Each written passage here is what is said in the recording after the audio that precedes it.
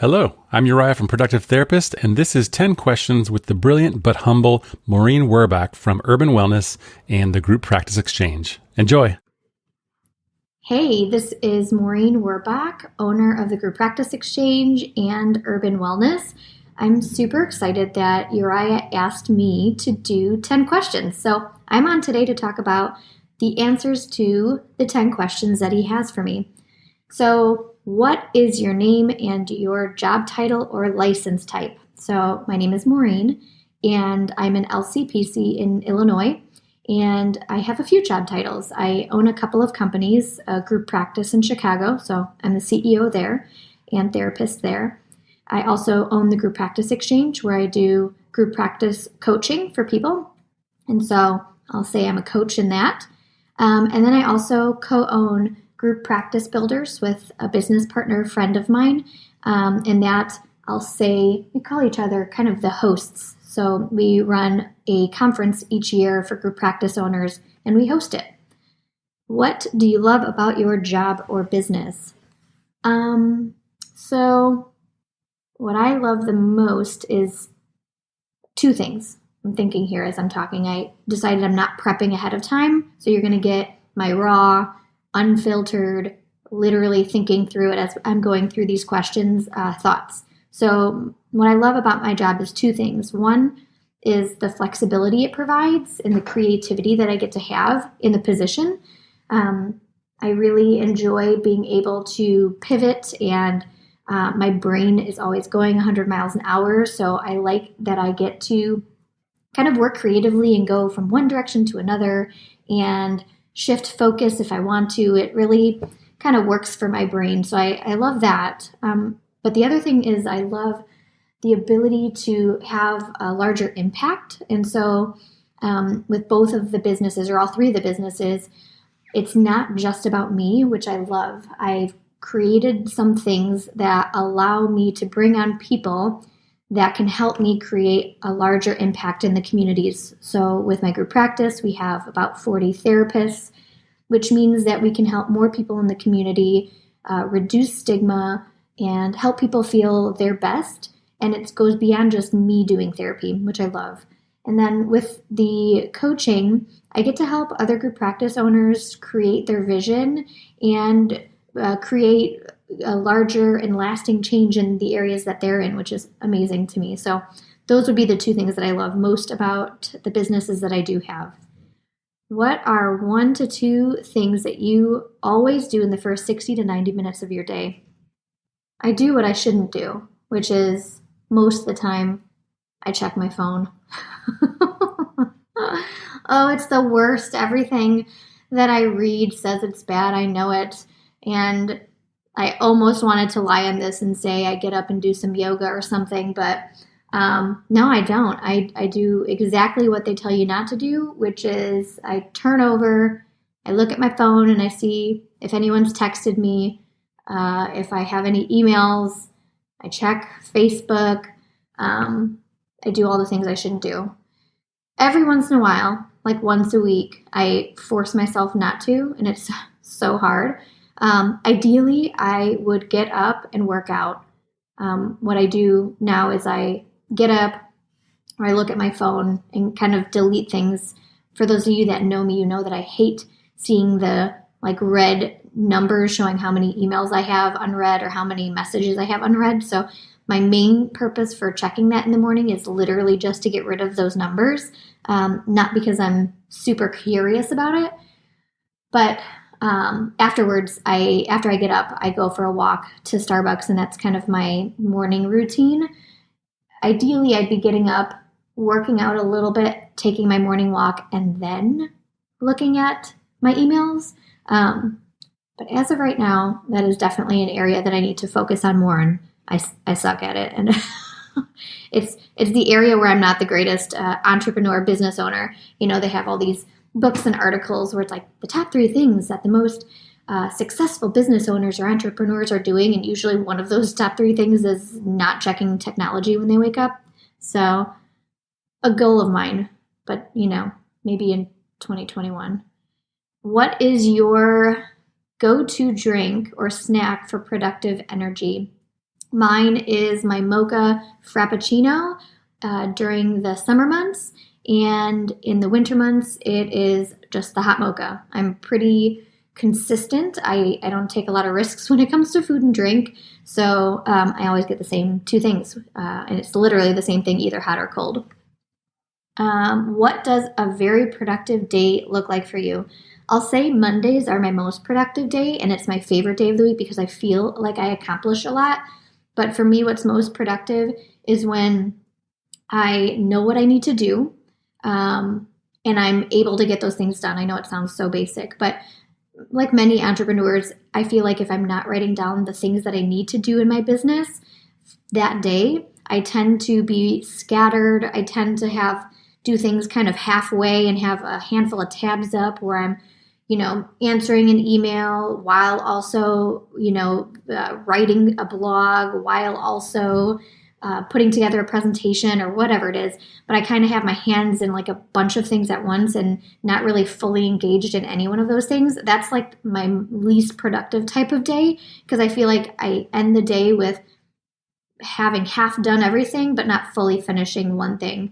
So what's most productive for me is when I actually make a list for myself for that day of 3 things that I need to get done. And then I usually list out a couple of extra things that are bonus things that if I feel like I still have energy in me to go beyond those 3 things, I keep going. And I find that when I turn everything else off, I put my phone down, I play some music, and focus on one of those things at a time. I know it's such basic information, but to me, I'm most productive when I can knock those things out and check them off my list and have them out of my mind. That's my most productive day. What is your favorite way to rest and recover? Again, for those of you that know me, you'll probably say I don't rest and recover much, which is something that I've been thinking of working on top of like the 100 other things that I can work on. But I'll say, at night, for the most part, I get to a point where I'm really just tired and my brain wants to shut off. And what I'll do is watch Netflix or Real Housewives, something that gets my mind completely off of work, my life's to-do list, my kids, and all the things that are happening in the world and just the things that I need to check off in life that I haven't yet done. I really feel like when I watch TV late at night or read a book, my mind can really get out of the entrepreneurial mindset and I can just be present in the moment, not worry about work. And so that's when I feel most rested and recovered. I will say, last week we just bought a summer home in Saugatuck, Michigan on the lake. And I'm really, really hoping that this is going to be a space where I can really rest and recover. The internet really sucks out there, or at least where the house is, because there's a ton of trees around the space. So I'm hoping that I can actually get some rest and recovery happening out there too, because it's sort of forced on me with the internet not working so well out there. Are you a Mac or PC person, and why? I'm a Mac person. Everything is Mac. I have an iPhone, MacBook Pro. Everything is Apple. I don't know why. It started, I don't know, a ton of years ago when the first iPhone came out, and I just like the feel of it.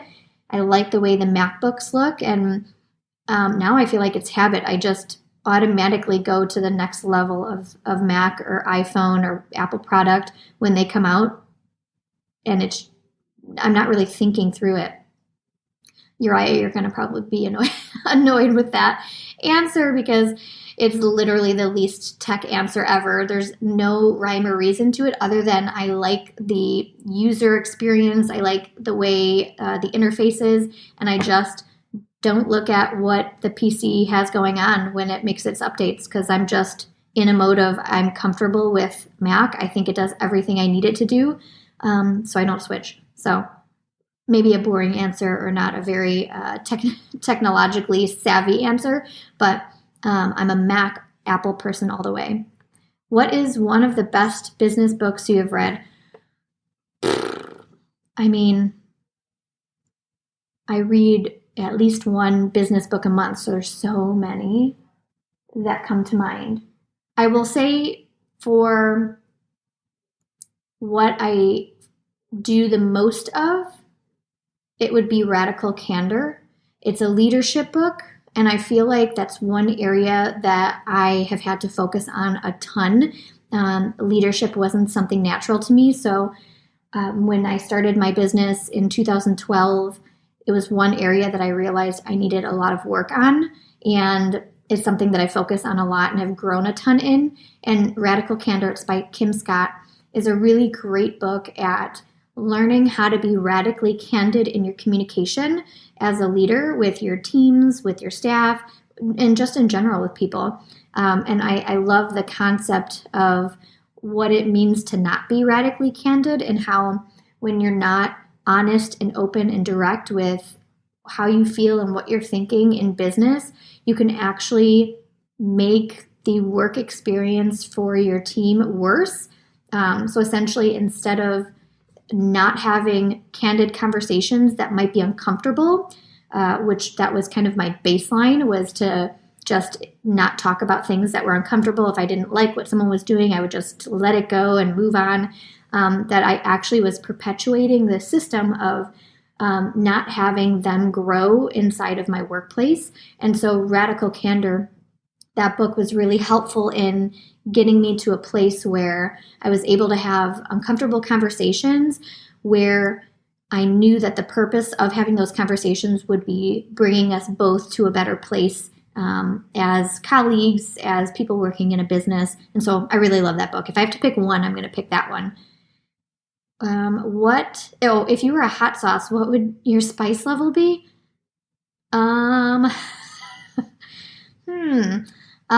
Well, I am personality-wise not spicy, if that is what this question was meant to kind of signal, but I also don't love spicy things food-wise. So I would say I'm probably like maybe a 3. So I don't know, think what you want about that. And then lastly, where can people find out more about you and what you do? They can find me at thegrouppracticeexchange.com, and they can find anything they need about me or get a hold of me through there, or the Facebook group, The Group Practice Exchange. Bonus question, what is one of your best tips for success and happiness? For me, it's prioritizing time alone. I find that in an age where we're on technology and constantly connecting with people, that being able to have time where you're alone and able to like be in your thoughts has really been helpful for me, which is why I take my morning walks always by myself.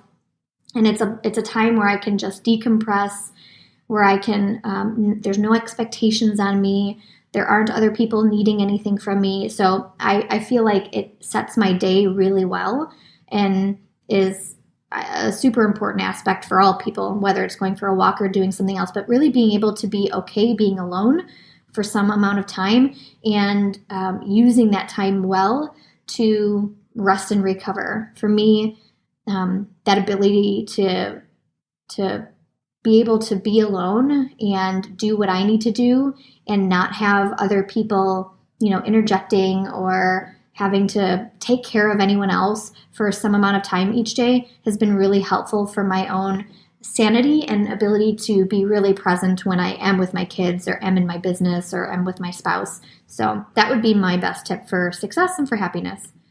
All right. I hope these questions were helpful and entertaining to you. And again, thank you, Uriah, for letting me come on and do these 10 questions. Have a good one.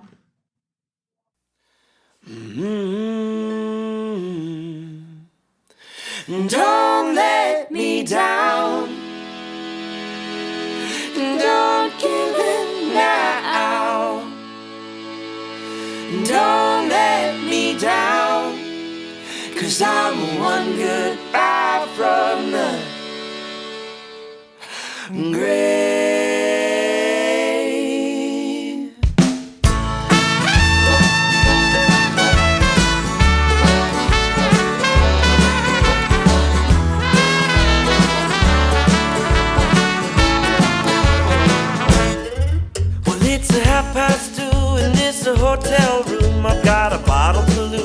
I've been thinking about you.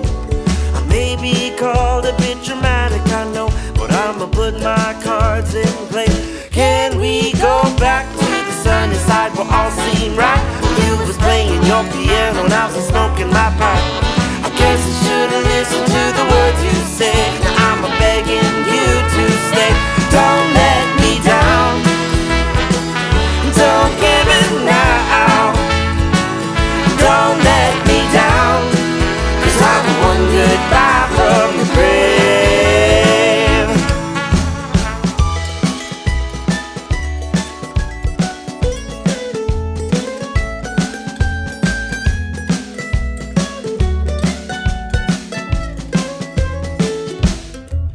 Well, I've heard your pleas and I've heard your cries. The only solace for me is another bottle of wine. I can't seem to recognize the truth from the lie, so let me break it down this way. Go out and get yourself a job. You better shine your shoes and buy yourself a little money, honey, to get through. I ain't getting younger as the days go by. You better make it count this time. Don't let me down, don't give it now. Don't let me down, 'cause I'm one goodbye from the grave. Don't let me down, don't give it now. Don't let me down, 'cause I'm one goodbye from the grave.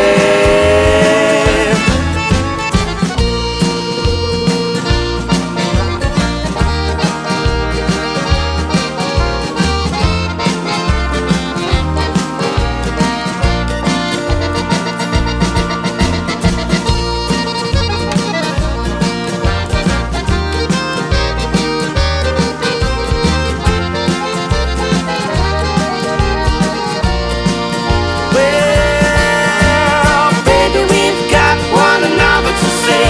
Oh, hello, goodbye to the surprise that comes our way. The stars weren't made for us to cherish alone. I know what this could be our time. Why don't we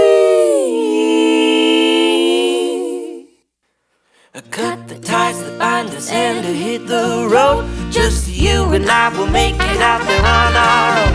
I'm certain that I'm crazy enough to try. Don't